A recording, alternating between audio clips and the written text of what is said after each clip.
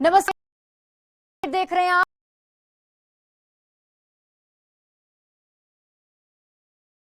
Retired चौकीदार की हत्या कर दी गई है। शराब माफियाओं ने रिटायर्ड चौकीदार की हत्या कर दी।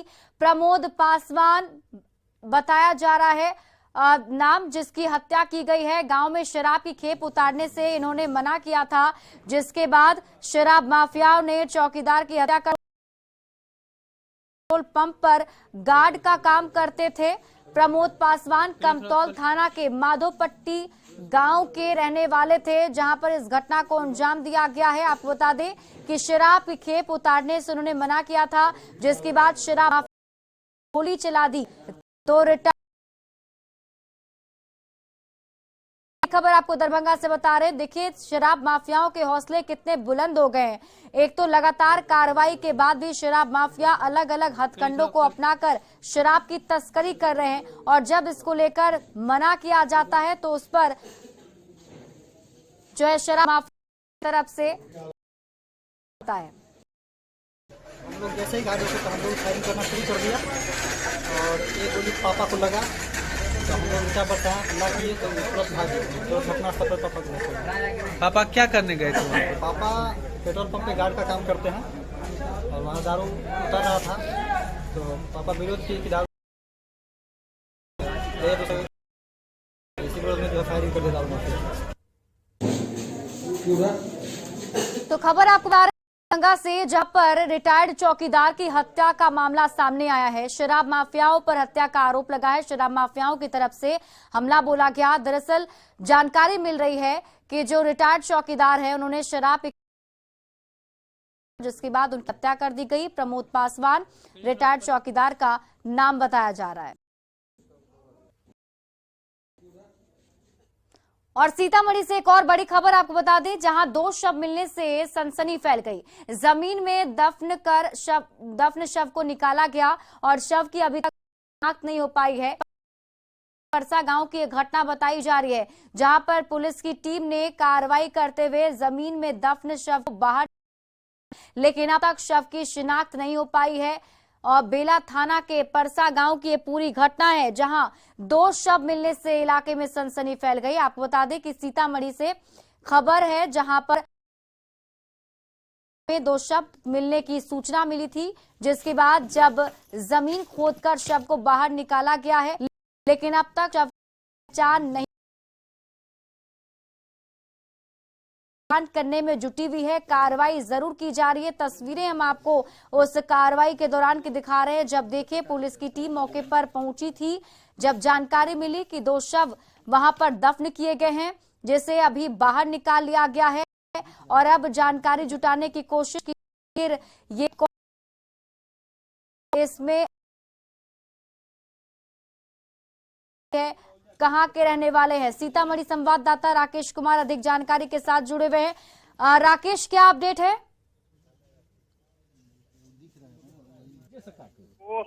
लोगों को यह पता चला कि 100 वहां पर 2 लोगों के पड़े हुए हैं और इस दौरान लोगों ने स्थानीय प्रशासन दी और मौके जो पहुंची और सब जो कब्र से शव को निकालने का काम किया गया। उसके बाद उसे पोस्टमार्टम के लिए सीतामढ़ी सदर अस्पताल भेज दिया गया है। अब तक शव की शिनाख्त नहीं हो सकी है और जो देखने से प्रतीत होता है दोनों नेपाली नागरिक के जो शव है, जो मारे हुए लोग है किस हुई है, लेकिन अब तक शव किसका है यह पता नहीं लगाया जा सका है। जी चलिए, आप इस पूरी खबर पर नजर बनाए रखिए। बहुत बहुत शुक्रिया तमाम जानकारी के लिए राकेश। 20 जनवरी को पश्चिम बंगाल के दालकोला और बिहार के तिलता एक्सप्रेस पर पथराव का वीडियो सामने आया। न्यू जलपाईगुड़ी हावड़ा वंदे भारत एक्सप्रेस पर पथराव किया गया था, जिसमें ट्रेन की C6 बोगी की खिड़की का शीशा टूटा था। हालांकि यात्रियों को किसी तरह की चोटें नहीं आई थी और वीडियो हम आपको दिखा भी रहे हैं कि यहाँ पर सभी यात्री जो है वो बैठे हुए नजर आ रहे हैं।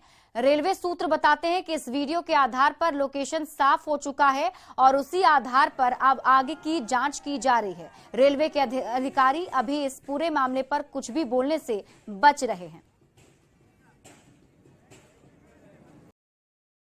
और ये तस्वीर हम आपको दिखा रहे हैं। देखिए कटिहार से ये खबर सामने आ रही है जहां वंदे भारत एक्सप्रेस पर पथराव किया गया था। 20 जनवरी की घटना है जिस दिन ट्रेन पर पथराव किया गया था। C6 बोगी में के जो शीशे थे वो टूट गए थे और ये कोई पहली बार नहीं है जब इस तरीके से वंदे भारत एक्सप्रेस ट्रेन को निशाना बनाया गया हो। इससे पहले भी पथराव की खबर सामने आ चुकी है और ये दूसरी बार है जब वहां से गुजर रही ट्रेन पर पथराव किया गया। हालांकि रेलवे की तरफ से अब उसका लोकेशन की जानकारी निकाल ली गई है।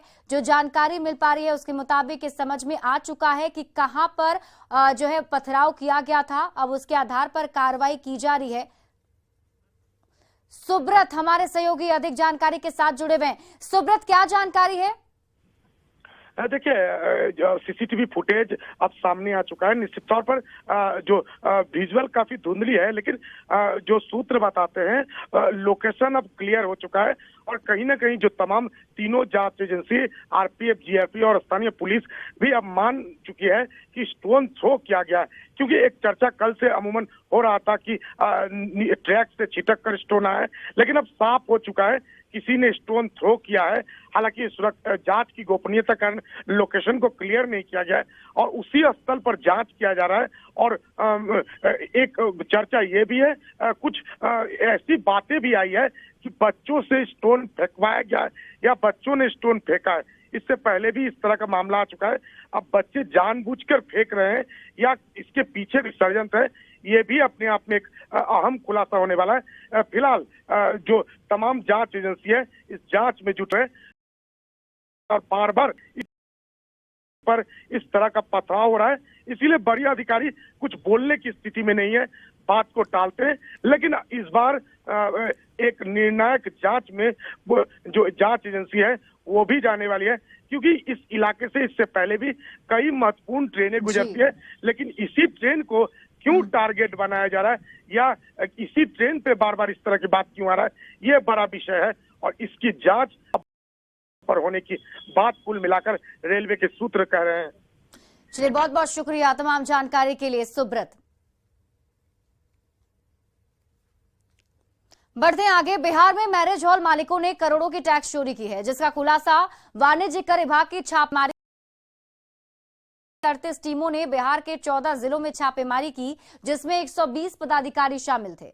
ये छापेमारी पटना, गोपालगंज, पूर्णिया, दरभंगा, भागलपुर, मुंगेर, कटिहार, सासाराम, सिवान, मुजफ्फरपुर, मोतिहारी, रक्सौल, बेतिया, सहरसा और लखीसराय में हुई। जैसे खुलासा हुआ है, मैरिज हॉल के मालिकों ने अपना कारोबार बंद कर दिया था और रजिस्ट्रेशन को भी रद्द कर लिया था, लेकिन हकीकत में ये चोरी छिपे यहां पर काम कर रहे थे। जिसके बाद वाणिज्य कर विभाग ने छापेमारी की। छापेमारी के बारे में और अधिक जानकारी दे रहे हैं न्यूज 18 संवाददाता संजय कुमार। बिहार में मैरिज हॉल के मालिकों की कारस्तानी सामने आई है। दरअसल तकरीबन 14 जिलों में वाणिज्य कर विभाग, जहां इस वक्त हम खड़े हैं, विकास भवन में वाणिज्य कर विभाग का ये मुख्यालय है और यहाँ से 38 टीमें, विशेष टीमें गठित कर इन 14 तो टैक्स चोरी के एक बड़े मामले का खुलासा हुआ है। और जो ये मैरिज हॉल के मालिक हैं, इन्होंने बाकायदा यह कहते हुए रजिस्ट्रेशन अपना रद्द करवा लिया कि अब ये कारोबार नहीं करते हैं, लेकिन ये कारोबार इसके बावजूद संचालित किए हुए थे। और जब इन 38 विशेष टीमों ने राजधानी पटना समेत 14 जिलों में छापेमारी की तो कई चौंकाने वाले खुलासे हुए। जो छापेमारी की गई है उसमें पटना में 15 मैरिज हॉल हैं, इसके अलावा गोपालगंज में 3 हैं, भागलपुर में 2 हैं, मुंगेर में भी 2 हैं, मोतिहारी और रक्सौल में 2 हैं, दरभंगा में 3 हैं, कटिहार में 2 हैं और इसके अलावा सिवान, मुजफ्फरपुर, बेतिया, सहरसा और लखीसराय में एक एक स्थान पर जो वाणिज्य कर विभाग की टीम ने छापेमारी की है।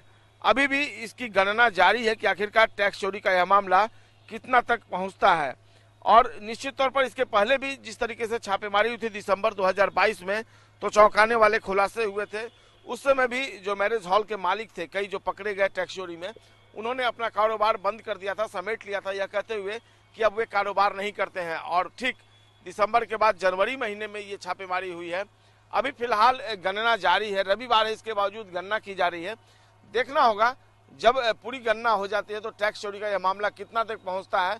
लेकिन आगाह किया है वाणिज्य कर विभाग ने सभी मैरिज हॉल के मालिकों को कि वे झांसे में लाने की कोशिश न करें। अगर वो कारोबार करते हैं तो फिर से अपना रजिस्ट्रेशन वो करवा ले, नहीं तो उनके खिलाफ इसी तरीके से कार्रवाई जारी रहेगी। संजय कुमार, न्यूज़ 18 पटना।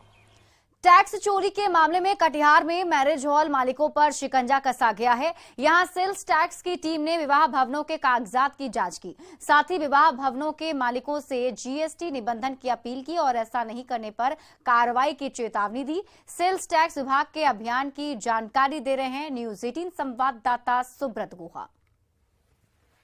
हाईटेक विवाह भवन चलाने वालों को भी अब जीएसटी के दायरे में शामिल किया जा रहा है और उन लोगों को बाकायदा जानकारी देके नोटिस थमाया जाता है। आप देख सकते हैं जो टीम है वो लगातार इस तरह का विवाह भवन तक पहुंच रहा है और इस बारे में जो विवाह भवन है उनके जो ऑनर है या जो मैनेजर है उन तक जानकारी पहुंचाया जाए। क्या हो रहा है प्रोसेस पूरा, आइए बात करते हैं। सरकार का ऊपर से आदेश आता है तो हम लोगों ने मतलब जो है हम लोग विवाह भवन तक पहुंचते हैं, इसके लिए जो है हम लोग निरीक्षण का कार्यवाही करते हैं। नोटिस तो बाद में दी जाएगी, पहले तो हम लोग निरीक्षण करते हैं कि भाई क्या किस तरह से क्या इनका टर्नओवर बनता है, क्या ये जीएसटी के काबिल है या नहीं। उस तरह से बुक्स ऑफ अकाउंट्स इसको देखने का प्रयास करते हैं। कहीं कहीं मिलता है, कहीं कहीं नहीं भी मिलता है। तो जहाँ नहीं मिलता है तो वहाँ तो अमूमन उससे और जांच पड़ताल करने की आवश्यकता है। तो निश्चित तौर पर अधिकारी बता रहे हैं इस तरह के कार्रवाई से जो विवाह भवन के ऑनर है, चाहे जो मैनेजर है या जो संचालक है, वो अब जीएसटी के दायरे में आएंगे और जो सरकार के राजस्व है उस पर बढ़ोतरी होगा। सुब्रत, न्यूज़ 18 कटिहार। और इसी बीच वैशाली से आपको बड़ी खबर बता दें, जहां महनार में भीषण आग लग गई। इस अगलगी में एक बोलेरो, 2 बाइक जलकर खाक हो गए। आग के कारणों का अभी तक पता नहीं चला है। फायर ब्रिगेड की टीम पर काबू पाया। एक महीने पहले भी इसी गांव में असामाजिक तत्वों ने एक ऑल्टो कार में पेट्रोल डालकर आग लगा दी थी और एक बार फिर से ये दूसरी घटना सामने आई है, जिसमें आप ये तस्वीर अपने टीवी स्क्रीन पर देख रहे हैं। यहां पर बताया जा रहा है कि एक बोलेरो और एक बाइक में आग लग गई थी जो जलकर खाक हो चुकी, का पता नहीं चल सका है।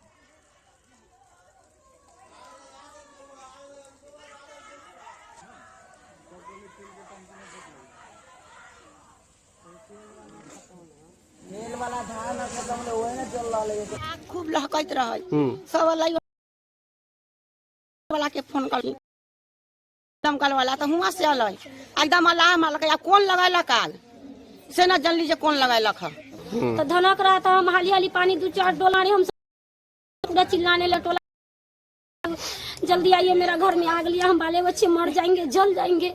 तब सब आया, तब हाली हाली रोहिता था, मेरा बहन बेटा लगता है, जीजा जी था, और मिलके मतलब नहीं मार के हमको इतना दूर मुझा दिया। फिर दमकल उमकल के बुलाया, सब आए तो देखे तो पूरा गाड़ी एकदम दोनों तीनों गाड़ी मोटरसाइकिल है बोलेरो तो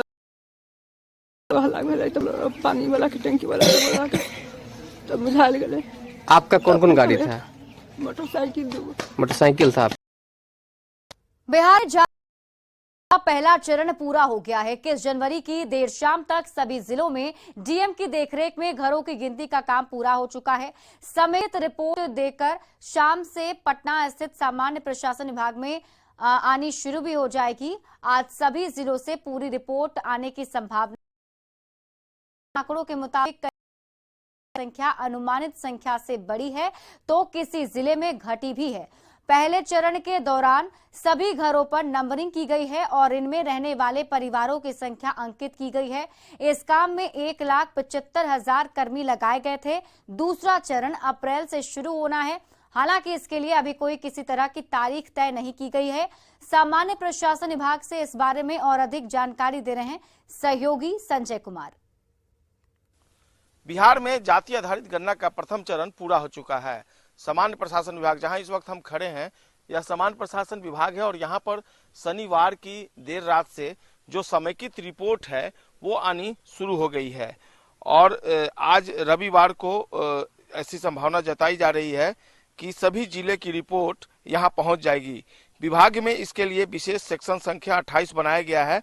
इस चरण के बाद यह पूरी तरह से स्पष्ट हो जाएगा कि राज्य में मौजूदा घरों और किसी तरह के बसावटों में रहने वाले परिवारों की रियल संख्या जो है वो कितनी है। शुरुआती जो आकलन है उसके हिसाब से संख्या बढ़ने के अनुमान लगाए गए हैं। सभी जिलों से आंकड़े आने के बाद ही स्थिति स्पष्ट हो पाएगी कि इसमें कितनी बढ़ोतरी है। परिवारों की संख्या में कितने प्रतिशत की बढ़ोतरी हुई है इसका अंदाजा लग पाएगा। हालांकि जिलों से जो आंकड़े मिलने शुरू हो गए हैं उसके मुताबिक कहीं परिवारों की संख्या अनुमानित संख्या से बढ़ी है तो कहीं घटी भी है। पटना, बेगूसराय, वैशाली, औरंगाबाद, कैमूर, बक्सर, रोहतास में अनुमान से परिवारों की संख्या कम मिली है, जबकि सिवान, गोपालगंज, सारण, जहानाबाद, नालंदा, नवादा और भोजपुर में परिवारों की संख्या अनुमान से ज्यादा रिकॉर्ड की गई है। पहले चरण की गणना 7 जनवरी को शुरू हुई थी। इस गणना के दूसरे चरण की शुरुआत अप्रैल में होने की संभावना जताई जा रही है। हालांकि अभी से इसके शुरू होने की कोई तारीख निश्चित नहीं की गई है। इस गणना के पहले चरण को पूरा करने में 1,75,000 प्रगणक लगाए गए थे। प्रगणक के तौर पर शिक्षक से लेकर सेविका, सहायिका, पंचायत सेवक, आवास सहायक लगाए गए थे। तो निश्चित तौर पर अब आज जो समेकित रिपोर्ट पूरी आ जाएगी उसके बाद इसका आकलन शुरू किया जाएगा कि वाकई में नंबर्स ऑफ फैमिलीज कितनी है, और सामान्य प्रशासन विभाग इसके लिए जोर शोर से तैयारी कर रहा है। इसके बाद अप्रैल के लिए जो दूसरा फेज शुरू होना है उसके लिए डेट का भी निर्धारण कर दिया जाएगा। चूंकि अप्रैल में दूसरे चरण की शुरुआत होनी है। सुप्रीम कोर्ट ने भी जो याचिका दाखिल की गई थी उसको रिजेक्ट करते हुए कहा कि इस पूरे मामले को लेकर पटना उच्च न्यायालय में याचिका दाखिल की जाए। तो कुल मिलाकर अब दूसरा चरण अप्रैल में शुरू होगा और राज्य सरकार का यह फैसला आने वाले दिनों में किस रूप में सामने आता है इस पर भी सबकी निगाहें टिकी हुई हैं। संजय कुमार, न्यूज़ 18, पटना। जातिगत गणना के बीच बिहार में जातियों को लुभाने वाली सियासत भी शुरू हो गई है और इसकी शुरुआत जेडीयू ने की, जब महाराणा प्रताप और कर्पूरी ठाकुर के बहाने एक बड़े आयोजन कर जातीय समीकरण साधने की कोशिश की गई है। जेडीयू की रणनीति पर सियासत भी बेहद गर्म है।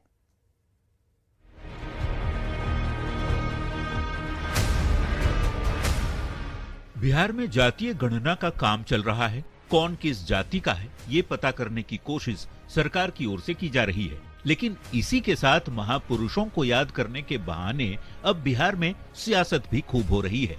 महाराणा प्रताप की मूर्ति का पहले मुख्यमंत्री ने अनावरण किया। अब 23 जनवरी को पटना के मिलर स्कूल में बड़े समारोह की तैयारी हो रही है, जिसमें पार्टी के नेता जोर शोर से जुटे हैं। वैसे अगले ही दिन यानी 24 जनवरी को कर्पूरी ठाकुर की जयंती भी मनाने की तैयारी में पार्टी के नेता जुटे हैं, लेकिन इसे सियासत के चश्मे से नहीं देखने की बातें की जा रही हैं। मैंने हमारे नेता ने पूरे ढंग से अति पिछड़ा को, समाज को कैसे और सबल किया जाए, कैसे उसको आगे बढ़ाया जाए, उसको मुख्य धारा से कैसे जोड़ा जाए, इसके लिए वो काम कर रहे हैं लगातार, और उस पर हम लोग लगातार काम कर रहे हैं।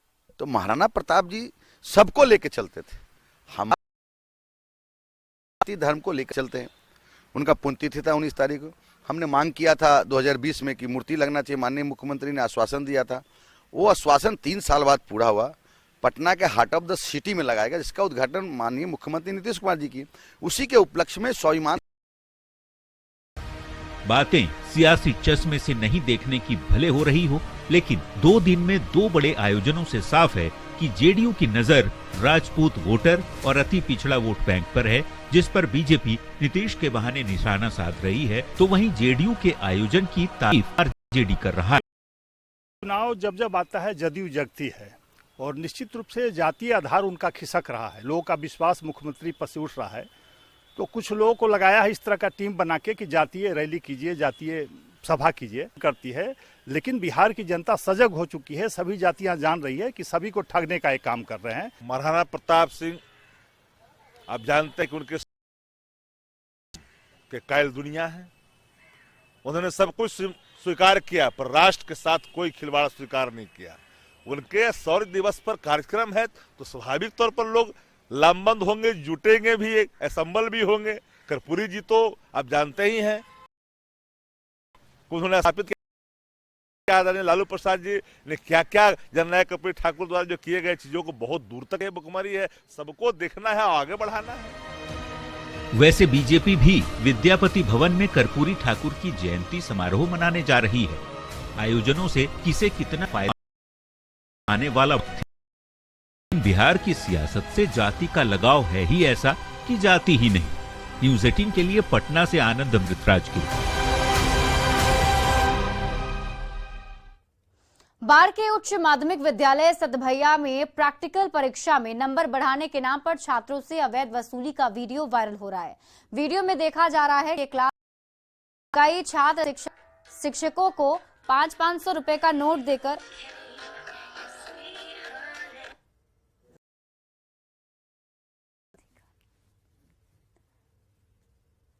रजिस्टर पर अपना हस्ताक्षर कर रहे हैं। इस दौरान पड़ताल के क्रम में पता चला कि ये वीडियो बख्तियारपुर प्रखंड क्षेत्र के उच्च माध्यमिक विद्यालय सतभैया का है।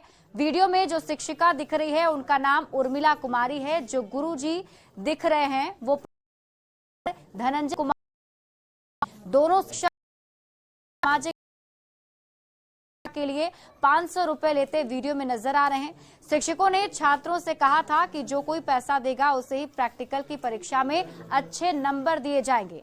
न्यूज़ 18 इस वायरल वीडियो की पुष्टि नहीं करता है, लेकिन बताया जा रहा है कि छात्रों ने ही वीडियो बनाकर वायरल किया। अब देखना है आने के बाद क्या पैसा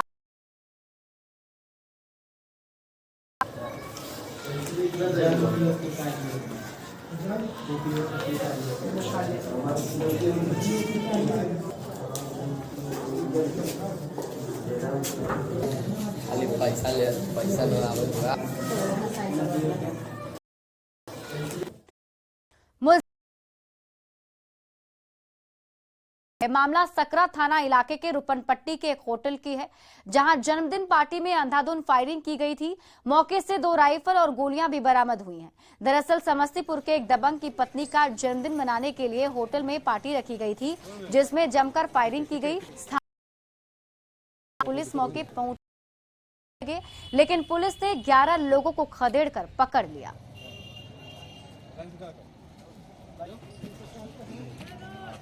सुनिए ना, एक जगह खड़ा